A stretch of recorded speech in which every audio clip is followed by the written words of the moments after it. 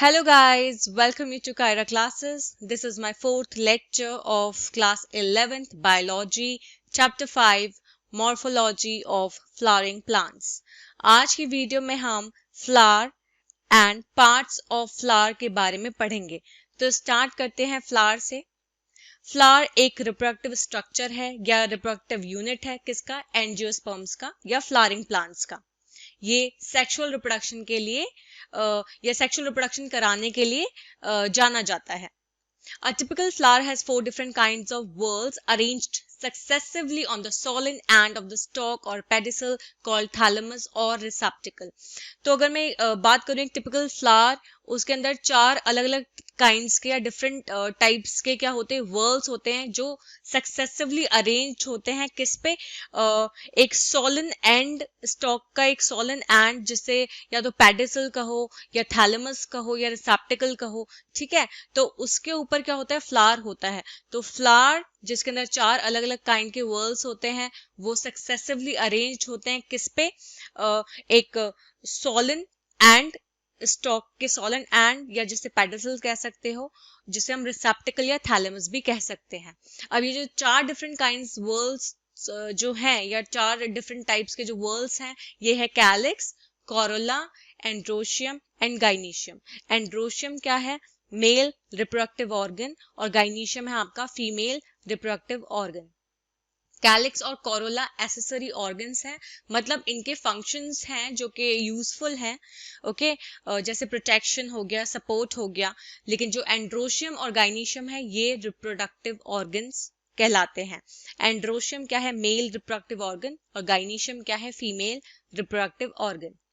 कुछ फ्लावर्स में जैसे लिली है, उसमें क्या होता है, जो कैलिक्स और कोरोला होता है वो डिस्टिंक्ट नहीं होता, मतलब उसे आप डिस्टिंग्विश नहीं कर सकते हो कि इसमें कैलिक्स, कैलिक्स मतलब सेपल्स, जो ग्रीन वो है, ग्रीन लीव्स हैं, या फिर मैं सिंपल से कह सकती हूँ, तो वो कैलिक्स कहलाता है. और कोरोला जो है वो पेटल्स कलरफुल, ओके. तो वो उन दोनों में अगर आप डिस्टिंग्विश नहीं कर सकते हो तो इसका मतलब उसे हम कहते हैं perianth. Perianth. When a flower has both androecium and gynoecium, it is bisexual. अगर फ्लावर के अंदर एंड्रोशियम और गाइनीशियम दोनों हैं तो उसे हम बाइसेक्सुअल कहते हैं. अगर फ्लावर के अंदर सिर्फ स्टेमन प्रेजेंट है, मतलब सिर्फ मेल रिप्रोडक्टिव ऑर्गन प्रेजेंट है, तो उसे मैं कहूंगी यूनिसेक्सुअल. तो अगर किसी फ्लावर में मेल रिप्रोडक्टिव ऑर्गन और फीमेल रिप्रोडक्टिव ऑर्गन दोनों प्रेजेंट हैं तो वो हो जाता है बाइसेक्सुअल. लेकिन अगर कोई फ्लावर है उसमें सिर्फ आपको मेल रिप्रोडक्टिव ऑर्गन ही देखने को मिल रहा है, या सिर्फ एक फीमेल रिप्रोडक्टिव ऑर्गन देखने को ही मिल रहा है, सिर्फ एक ही रिप्रोडक्टिव ऑर्गन प्रेजेंट है फ्लावर में, तो तब हम उसे कहते हैं यूनिसेक्सुअल फ्लावर. सिमेट्री में फ्लावर जो है वो एक्टिनोमॉर्फिक भी हो सकता है. एक्टिनोमॉर्फिक मतलब जब वो रेडियल सिमेट्री पजेस करे, ओके. और जाइगोमॉर्फिक भी हो सकता है अगर उसमें बायलेटरल सिमेट्री देखी जाए. फ्लावर एसिमेट्रिक भी हो सकता है, इरेगुलर जिसे कहते हैं, अगर हम उसे दो सिमिलर हाफ्स में डिवाइड नहीं कर सकते by any vertical plane passing through the centre. अगर कोई भी वर्टिकल प्लेन उसे सेंटर से पास कर रहा है और वो सिमिलर हाफ्स में डिवाइड नहीं हो रहा है तो उस फ्लावर को मैं क्या कहूंगी, एसिमेट्रिक या इरेगुलर. जैसे कि कैना में आप देख सकते हो. फ्लावर जो है वो ट्राइमैरिस भी हो सकता है, टेट्रामैरिस भी हो सकता है, पेंटामैरिस भी हो सकता है. वो डिपेंड करता है फ्लोरल अपेंडेजेस के अकॉर्डिंग कितने फ्लोरल अपेंडेजेस हैं. अगर वो मल्टीपल ऑफ 3 में है तो ट्राइमैरिस, अगर फ्लोरल अपेंडेजेस मल्टीपल ऑफ 4 में प्रेजेंट हैं तो टेट्रामैरिस, अगर फ्लोरल अपेंडेजेस मल्टीपल ऑफ 5 में प्रेजेंट हैं तो पेंटामैरिस.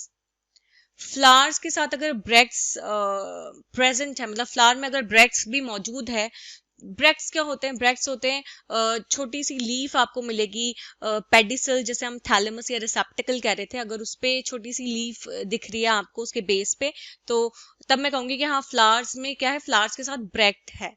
तो उन फ्लावर्स को जिनमें ब्रैक्ट्स मौजूद हैं, वो छोटी सी लीफ जो है वो प्रेजेंट है कहाँ पे, पेडिसल के बेस पे, तो उसे हम कहेंगे ब्रैक्टिएट फ्लावर्स. अगर फ्लावर में ब्रैक्ट्स प्रेजेंट नहीं है तो मैं उसे कहूंगी ebracteate flowers. In the hypogynous flower, the gynoecium occupies the highest position while the other parts are situated below. अब फ्लावर के डिफरेंट टाइप्स देख लेते हैं।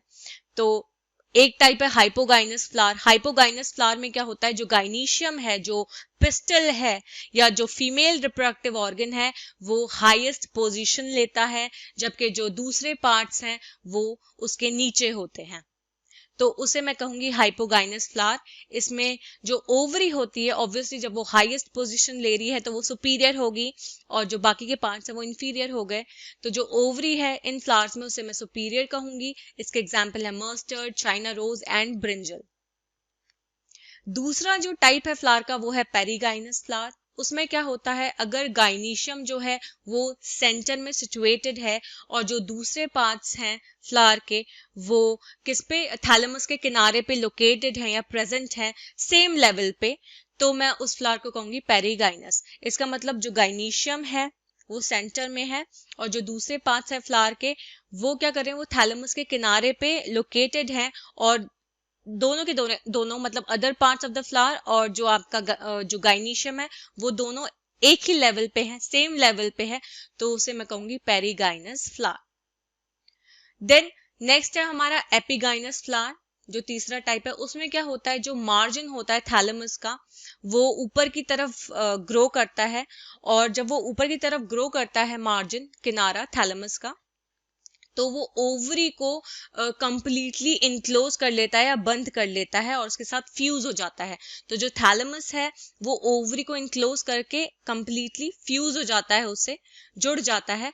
तो क्या होता है, जो अदर पार्ट्स होते हैं फ्लावर के वो ओवरी के ऊपर दिखते हैं। तो उस कंडीशन को हम कहेंगे एपिगाइनस फ्लावर। अब यहाँ पे आप देख सकते हो डायग्राम में हाइपोगाइनस फ्लावर, पेरीगाइनस फ्लावर, दो कंडीशंस है पेरीगाइनस की। और देन नेक्स्ट है हमारा एपिगाइनस फ्लावर। एपिगाइनस में आप देख सकते हो किस तरह से थैलेमस ने पूरा का पूरा जो ओवरी है उसको फ्यूज कर लिया है और इनक्लोज्ड कर लिया है, और जो बाकी के जो अदर पार्ट्स थे फ्लावर के वो ओवरी के ऊपर आ गए हैं। ठीक है, हाइपोगाइनस में आप देख सकते हो कि जो ओवरी है वो हाईएस्ट पोजीशन अचीव कर रही है और बाकी के पार्ट्स जो हैं वो उसके नीचे हैं, तो जो ओवरी है वो सुपीरियर है। पेरीगाइनस में क्या होता है, सेम लेवल पे जो है ओवरी और अदर पार्ट्स जो होते हैं वो फ्लावर में सेम लेवल पे प्रेजेंट होते हैं, लोकेटेड होते हैं। नेक्स्ट है हमारा parts of a flower. Each flower normally has 4 floral whorls. तो हर फ्लावर में क्या होता है, 4 फ्लोरल व्हर्ल्स होते हैं। पहला है कैलिक्स, ग्रीन कलर का जो है, ओके, सेपल्स जिन्हें कहते हैं बेसिकली। सेकंड है कोरोला, थर्ड है एंड्रोशियम एंड फोर्थ है गाइनीशियम। अब हम डिटेल में पढ़ लेते हैं एक एक करके। फर्स्ट है कैलिक्स। कैलिक्स जो है वो आउटर मोस्ट वर्ल होता है फ्लावर का, सबसे बाहर वाला जो वर्ल है, ओके, उसे हम कहते हैं कैलिक्स। और जो इसके मेंबर्स होते हैं उन्हें हम कहते हैं सेपल्स। ये ग्रीन कलर के होते हैं, लीफ लाइक दिखते हैं, ओके, और ये फ्लावर को प्रोटेक्ट करते हैं उसके बर्ड स्टेज में, जब वो कली बनता है, ओके, तो उस स्टेज में उस फ्लावर को प्रोटेक्ट करते हैं। कैलिक्स जो है वो गेमोसेपलस भी हो सकता है। अगर सेपल्स जो है यूनाइटेड है, एक साथ जुड़े हुए हैं या फ्यूज्ड हैं, तो उस कैलिक्स को मैं कहूंगी गेमोसेपलस। और अगर कैलिक्स या सेपल्स जो हैं वो फ्री हैं, तो उस कंडीशन को मैं कहूंगी पॉलीसेपलस। मतलब वो एक दूसरे से ज्वाइन नहीं है, वो फ्री है, ओके, तो वो कंडीशन होगी पॉलीसेपलस। अगर वो एक दूसरे से जुड़े हुए हैं तो वो कंडीशन होगी गेमोसेपलस। अब हम डायग्राम में देख लेते हैं पार्ट्स ऑफ अ फ्लावर। तो एंड्रोशियम देख सकते हो आप पे, जो मेल रिप्रोडक्टिव ऑर्गन है। गाइनीशियम देख सकते हो, female reproductive organ. Corolla, colourful जो पेटल्स हैं बेसिकली, ये कोरोला कहलाते हैं। कैलिक्स जिन्हें सेपल्स कहते हैं, ग्रीन कलर के होते हैं, leaf like structures. Then last में नीचे आप देख सकते हो pedicel, stalk like structure present है, पेडिसल। यहाँ पे नीचे आप डायग्राम देख सकते हो, कैलिक्स की दिखा रखी है, leaf like structures, Corolla, colourful petals, androecium male reproductive organ या स्टेमन जिसे आप कह सकते हो, गाइनीशियम फीमेल रिप्रोडक्टिव ऑर्गन या आप इसे पिस्टल कह सकते हो। नाउ सेकंड जो हमारा है पार्ट ऑफ अ फ्लावर वो है कोरोला। कोरोला में क्या आते हैं, पेटल्स आते हैं। पेटल्स क्या होते हैं, ब्राइटली कलर्ड होते हैं, ओके, ब्राइटली कलर्ड इसलिए होते हैं जिससे इंसेक्ट्स जो हैं वो उनकी तरफ अट्रैक्ट हो पॉलिनेशन के लिए। लाइक कैलिक्स, जिस तरह से कैलिक्स था वैसे ही कोरोला फ्यूज्ड भी हो सकता है। अगर कोरोला या पेटल्स फ्यूज्ड है तो गैमोपेटलस कंडीशन है। अगर कोरोला या फिर पेटल्स फ्री है तो पॉलीपेटलस कंडीशन है। शेप और कलर जो होता है कोरोला का वो अलग अलग प्लांट्स में मतलब अलग अलग प्लांट्स में अलग अलग होता है, डिफरेंट टाइप का होता है शेप और कलर। कोरोला ट्यूबुलर भी हो सकता है, बेल शेप का भी हो सकता है, फनल शेप का भी हो सकता है, या फिर व्हील शेप का भी हो सकता है। नाउ एस्टिवेशन, तो एस्टिवेशन क्या होता है? The mode of arrangement of sepals और पेटल्स इन फ्लोरल बर्ड with respect to the other members of the same whorl is known as aestivation. अगर मैं सिंपल लैंग्वेज में बोलूं तो द अरेंजमेंट ऑफ पेटल्स और सेपल्स, ओके, किस तरह से अरेंज्ड हैं सेपल्स और पेटल्स एक फ्लोरल बर्ड में, ठीक है, with respect to the other members of the same whorl, तो उसे हम कहते हैं एस्टिवेशन। जो मेन टाइप्स हैं एस्टिवेशन के वो हैं valvate, twisted, imbricate and vexillary. तो 4 मेन टाइप्स हैं एस्टिवेशन के। पहला है valvate, then second twisted, then imbricate and the fourth one is vexillary. तो सिंपल है, एस्टिवेशन है mode of arrangement of sepals और petals in a floral bud. अब हम देखते हैं वॉल्वेट एस्टिवेशन क्या होता है। When sepals or petals in a whorl just touch one another at the margin, अगर सेपल्स या पेटल्स जो हैं वर्ल में वो एक दूसरे के मार्जिन को टच कर रहे हैं या किनारे को टच कर रहे हैं बिना उन्हें ओवरलैप किए हुए, जैसे कि कैलोट्रोपिस में होता है, तो उसे मैं कहूंगी, उस एस्टिवेशन को मैं कहूंगी it is said to be valvate aestivation. Okay, तो मार्जिन अगर टच हो रही है लेकिन वो ओवरलैप नहीं हो रहे हैं, पेटल्स के मार्जिन्स या सेपल्स के मार्जिन्स एक दूसरे को टच कर रहे हैं बट ओवरलैप नहीं कर रहे हैं, तो उसे हम कहेंगे वॉल्वेट एस्टिवेशन। अगर एक मार्जिन जो है अपेंडेज का वो दूसरे को या नेक्स्ट को ओवरलैप कर रहा है, ओके, ऐसे ही दूसरा तीसरे को कर रहा है, जैसे कि चाइना रोज और लेडीज फिंगर या फिर कॉटन में होता है, तो उसे हम कहते हैं ट्विस्टेड एस्टिवेशन। इसका मतलब अगर एक मार्जिन दूसरे को ओवरलैप कर रहा है, दूसरा तीसरे को कर रहा है, ठीक है, तो इस तरह के एस्टिवेशन को हम कहेंगे twisted aestivation. If the margins of sepals or petals overlap one another but not in any particular direction, as in cassia and gulmohar, the estivation is called imbricate. अगर मार्जिन जो है, किनारे जो है सेपल्स और पेटल्स के, वो overlap कर रहे हैं एक दूसरे को लेकिन कोई पर्टिकुलर डायरेक्शन में नहीं कर रहे हैं, ठीक है, तो उसे हम कहेंगे इम्ब्रिकेट एस्टिवेशन। जैसे कि आप इम्ब्रिकेट एस्टिवेशन किस में देख सकते हो? कैसिया और गुलमोहर के प्लांट्स में। तो सेपल्स और पेटल्स के मार्जिन एक दूसरे को ओवरलैप तो कर रहे हैं लेकिन कोई पर्टिकुलर डायरेक्शन में नहीं कर रहे हैं, तो उस एस्टिवेशन को मैं कहूंगी imbricate aestivation. Then last one है हमारा वैक्सिलरी एस्टिवेशन। उसमें क्या होता है, जो लार्जेस्ट या स्टैंडर्ड पेटल्स हैं वो दो लेटरल पेटल्स को, जो साइड के पेटल्स हैं, उनको ओवरलैप करते हैं, ठीक है। इसका मतलब जो लार्जेस्ट स्टैंडर्ड पेटल्स हैं, ओके, वो ओवरलैप करते हैं दो साइड के पेटल्स को, तो उन्हें हम कहेंगे विंग्स। और जो ये दो लेटरल पेटल्स हैं, साइड के पेटल्स हैं या जो विंग्स हैं, वो दो स्मॉलेस्ट एंटीरियर पेटल्स को ओवरलैप करते हैं, जिसे हम कहते हैं कील। तो जो लार्जेस्ट है उन्होंने दो लेटरल पेटल्स को ओवरलैप किया, और जो दो लेटरल पेटल्स थे उन्होंने फिर इन टर्न किसको किया ओवरलैप? दो स्मॉलेस्ट एंटीरियर पेटल्स को ओवरलैप किया। इस टाइप के एस्टिवेशन को हम कहते हैं वैक्सिलरी एस्टिवेशन। और ये किस में देखा जा सकता है? ये पेपिलियोनेशियस फैमिली में देखा जा सकता है। अब यहाँ पे आप डायग्राम देख सकते हो, वॉल्वेट, ओके, मार्जिन एक दूसरे को टच कर रहे हैं बट ओवरलैप नहीं कर रहे हैं, ठीक है। ट्विस्टेड में क्या हो रहा है? ओवरलैप कर रहे हैं, वो एक जो मार्जिन है वो दूसरे को ओवरलैप कर रहा है, फिर ऐसे सो ऑन चलता जा रहा है। थर्ड है इम्ब्रिकेट। इम्ब्रिकेट में क्या होता है? ओवरलैपिंग है बट एक पर्टिकुलर डायरेक्शन में नहीं हो रही है। वैक्सिलरी में आप देख सकते हो, जो दो लार्जेस्ट पेटल है उन्होंने दो लेटरल पेटल को क्या कर रखा है? ओवरलैप कर रखा है, और फिर इन दो लेटरल पेटल ने क्या दो स्मॉलेस्ट एंटीरियर पेटल्स को क्या कर रखा है? ओवरलैप कर रखा है, ओके।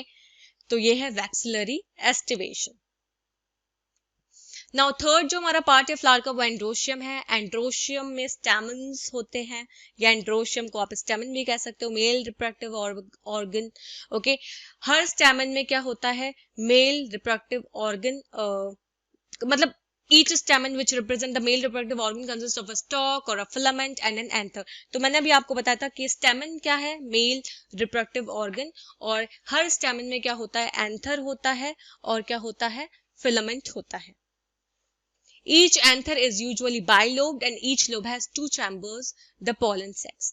ओके, अब जो हर एंथर है वो बाइलोब्ड होता है, 2 लोब प्रेजेंट होते हैं, और हर लोब में क्या होते हैं, 2 चैम्बर्स प्रेजेंट होते हैं जिन्हें हम कहते हैं पॉलन सैक्स। पॉलन ग्रेन्स जो होते हैं वो इन्हीं पॉलन सैक्स में प्रोड्यूस्ड होते हैं, फॉर्म होते हैं। अगर स्टेमन स्टेराइल है, ओके, पॉलन ग्रेन्स नहीं प्रोड्यूस कर पा रहा, तो उसे हम कहेंगे स्टैमेनोड। जब स्टेमन्स अटैच्ड होते हैं पेटल्स से, उन्हें हम कहते हैं एपीपेटलस, जैसे ब्रिंजल में आप देख सकते हो, और epiphyllous when attached to the perianth as in the flowers of lily. और एपीफाइलस कब होंगे वो स्टेमन्स, जब स्टेमन्स जो है वो पेरियंथ से अटैच्ड है, ठीक है। जब कैलिक्स और कोरोला को आप डिस्टिंक्ट नहीं कर सकते, मतलब डिस्टिंग्विश नहीं कर सकते, तो उसे हम उस कंडीशन को पेरियंथ कहते हैं, ठीक है। तो एपीफाइलस कब होंगे ये स्टेमन्स, जब ये पेरियंथ से अटैच्ड होंगे, जैसे कि लिली के फ्लावर्स में आप देख सकते हो। फोर्थ हमारा जो पार्ट है वो है gynoecium. Gynoecium female reproductive part होता है फ्लावर का, और वो एक या एक से ज्यादा कार्पल से मिलकर बना होता है। Okay, a carpel consist of 3 parts namely stigma, style and ovary. Carpel में क्या होते हैं, 3 पार्ट्स होते हैं, stigma, style and ovary. Ovary जो होता है वो सब बड़ा पार्ट होता है, बेसल पार्ट होता है, बेस में मतलब जो बेस होता है उसका वो ओवरी कहलाता है, और वो इनलार्ज्ड है, बड़ा है, जो कि on which lies the elongated tube the style, ठीक है। तो ओवरी जो है बेसिकली जो सोलन पार्ट है या जो इनलार्ज्ड पार्ट है, बेसल पार्ट है, वो ओवरी कहलाता है, ठीक है। जिसपे on which lies the elongated tube, जिसपे एक इलोंगेटेड ट्यूब लाई करती है, जिसे हम कहते हैं स्टाइल। स्टाइल कनेक्ट करती है ओवरी को स्टिग्मा से। स्टिग्मा क्या होता है, स्टाइल का टिप होता है, और ये जो स्टिग्मा है ये रिसेप्टिव सरफेस होता है पॉलन ग्रेन्स के लिए। Okay, when more than 1 carpel is present, अगर एक कार्पल से ज्यादा कार्पल प्रेजेंट है तो वो फ्री हो सकते हैं, ओके, जैसे लोटस और रोज में, और उसे हम कहते हैं apocarpous. They are termed syncarpus when carpels are fused। syncarpus हम तब कहेंगे जब carpels क्या होंगे, वो fused हो जाएंगे, तब हम कहते हैं उन्हें syncarpus, as in mustard and tomato। Fertilisation के बाद ओव्यूल्स डेवलप होते हैं सीड्स में, और ओवरी मैच्योर होती है फ्रूट में। नाउ नेक्स्ट है हमारा placentation. The arrangement of ovules within the ovary is known as placentation। किस तरह से ovules या seeds arranged हैं ovary के अंदर, उसे हम कहते हैं placentation। placentation जो है वो अलग अलग तरह के होते हैं, जैसे marginal, axial, parietal, basal, central और free central। अब हम डिटेल में पढ़ लेते हैं कि मार्जिनल क्या है, एक्साइल क्या है। Okay, different types of placentation को अब हम डिटेल में पढ़ लेते हैं। तो पहला है marginal placentation. Placenta forms a ridge along the ventral suture of ovary as in P। जैसे कि आपने जब आपने मटर खोलते हो तो आप देख सकते हो कि मटर के किनारे एक दूसरे से फ्यूज्ड होते हैं, ठीक है। और वहीं पे क्या होता है, एक आई कैन से कि प्लेसेंटा फॉर्म, जो प्लेसेंटा है वो वही होता है जहां से क्या होते हैं, ओव्यूल्स निकले रहते हैं या सीड्स निकले रहते हैं। तो मार्जिनल क्या होते हैं, जो मार्जिन पे है, बेसिकली मार्जिन पे जब प्लेसेंटा फॉर्म कर रहा है, okay, along the ventral suture, जब जो किनारे मिल रहे हैं तो उसी के अलोंग प्लेसेंटा फॉर्म हो रहा है, और वहां पे आप सीड्स देख सकते हो, ठीक है, आपने देखा होगा, तो उसे हम कहते हैं मार्जिनल प्लेसेंटेशन। पैराइटल क्या होता है, ओव्यूल्स जो है वो ओवरी के इनर वॉल पे, अंदर की जो वॉल है उस पे डेवलप करते हैं, जैसे कि मस्टर्ड में होता है पैराइटल प्लेसेंटेशन। थर्ड है बेसल प्लेसेंटेशन। प्लेसेंटा जो है वो ओवरी के बेस पे डेवलप करता है, जैसे कि सनफ्लावर में होता है ये। देन फोर्थ है हमारा एक्साइल प्लेसेंटेशन। उसमें क्या होता है, प्लेसेंटा जो होता है एक्सियल होता है, ओके, एक्सिस पे होता है, और जो ओव्यूल्स हैं वो उसके साथ अटैच्ड होते हैं एक मल्टीलॉक्युलर ओवरी। मल्टीलॉक्युलर ओवरी, ओवरी जिसमें बहुत सारे चैम्बर्स या कैविटीज प्रेजेंट होती हैं, उसे हम कहते हैं मल्टीलॉक्युलर ओवरी। तो प्लेसेंटा एक्सिस पे है, एक्सियल है, और जो ओव्यूल्स हैं वो उससे अटैच्ड हैं। ओके, तो उसे हम कहेंगे प्लेसेंटेशन को एक्साइल प्लेसेंटेशन। देन लास्ट है फ्री सेंट्रल, जब ओव्यूल्स जो हैं वो सेंट्रल एक्सिस पे बॉर्न हो और जो सेप्टा जो उनको डिवाइड कर रहा हो, ओके, सेप्टम या सेप्टा, वो एब्सेंट हो, ओके, कोई डिवीजन ना हो उनका, और जो ओव्यूल्स हैं वो सेंट्रल एक्सिस पे बॉर्न हो, जैसे कि डायंथस और प्राइमरोज में आप देखने को ये प्लेसेंटेशन मिल सकता है, इसे हम कहते हैं फ्री सेंट्रल प्लेसेंटेशन। तो ओव्यूल सेंट्रल एक्सिस पे बॉर्न कर रहे हैं और कोई सेप्टा या डिवीजन नहीं है, ठीक है, तो उसे हम कहते हैं फ्री सेंट्रल प्लेसेंटेशन, और ये आप देख सकते हो डायंथस और प्राइमरोज में। अब यहाँ पे आप डायग्राम देख सकते हो डिफरेंट टाइप्स ऑफ प्लेसेंटेशन का। फर्स्ट है मार्जिनल, पी प्लांट, मतलब दिखा रखा है इसमें, axile, parietal, free central and basal. तो ये हैं different types of placentation. So आज की वीडियो में बस इतना ही। आई होप आपको वीडियो समझ में आई हो। नेक्स्ट वीडियो में हम पढ़ेंगे seed and fruit. Thank you for watching and please subscribe my channel for more videos. Thank you.